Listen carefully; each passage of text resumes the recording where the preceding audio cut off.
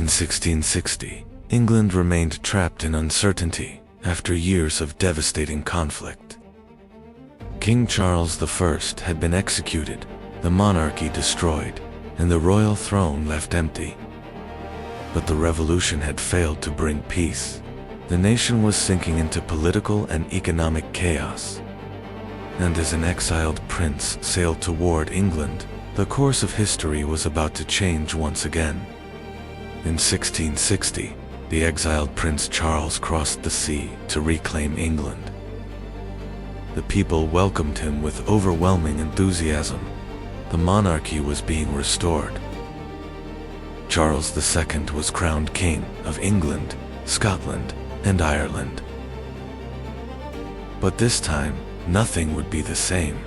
The crown had returned, yet Parliament had become far more powerful. In 1665, an invisible enemy struck London. The Great Plague had begun. The disease spread from neighborhood to neighborhood. Thousands died within days. Infected homes were sealed, trapping entire families inside, under quarantine. Nearly 100,000 people perished, leaving London devastated by one of the greatest disasters in its history.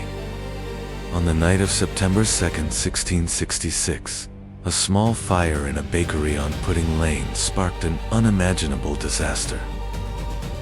Powerful winds spread the flames rapidly, turning London's wooden streets into an ocean of fire. For 4 relentless days, churches, homes, and iconic landmarks were consumed by the inferno. Nearly 13,000 homes were destroyed, but the disaster marked the beginning of London's rebirth as a safer and more modern city. In 1685, Charles II died, and the crown passed to his brother, James. James II was openly Catholic, alarming England's Protestant majority. His attempts to expand royal authority ignited a new struggle with Parliament. England was dividing once again. Soon, one of history's most important revolutions would unfold without a single major battle. In 1688, a group of English nobles secretly invited Prince William of Orange to England.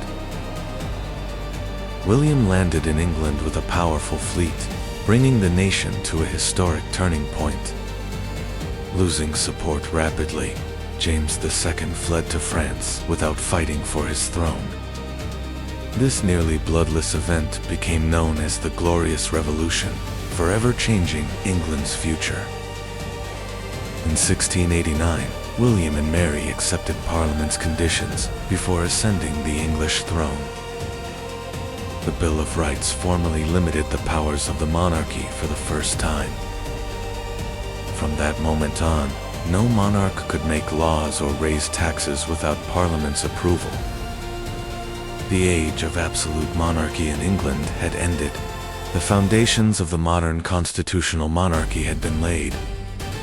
After the Bill of Rights, real political power steadily shifted toward Parliament. Kings could no longer rule alone. The nation's future was increasingly decided by elected representatives. Political stability fueled trade and economic growth, launching England into a new era of prosperity. This new system of government would influence not only England, but future democracies around the world. As the economy expanded, England needed a stronger financial system. In 1694, the Bank of England was founded, one of the greatest milestones in the history of modern banking. The bank financed the government, stabilized the currency, and helped commerce flourish with confidence. England was now on its way to becoming not only a political power, but also one of the world's greatest economic powers. England was beginning to lead the world, not only in politics and trade, but also in science. Isaac Newton transformed science by uncovering the laws that govern the universe. Through the work of the Royal Society, England was becoming Europe's center of scientific discovery. scientific progress would become one of the strongest foundations of Britain's future global power. In 1707, England and Scotland came together to make a historic decision. The Act of Union was signed, uniting the two kingdoms under a single state. The Kingdom of Great Britain was born, with a single parliament governing both nations.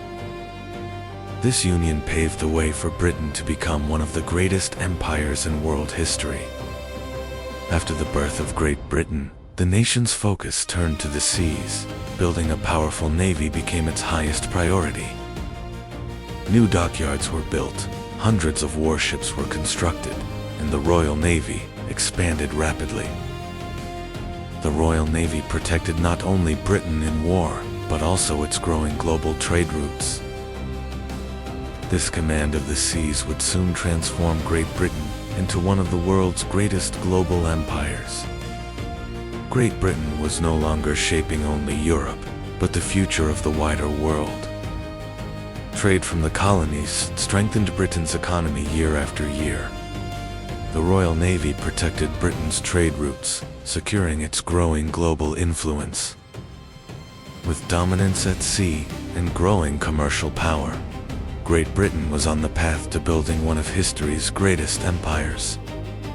At the beginning of the 18th century, a great transformation was quietly taking shape across Britain.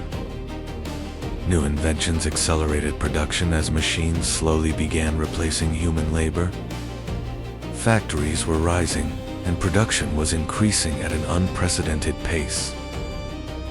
The Industrial Revolution was about to begin, transforming not only Britain, but the entire world, forever. Great Britain had emerged as one of Europe's most powerful nations. Science, commerce, naval power, and parliament together were building the foundations of a new superpower.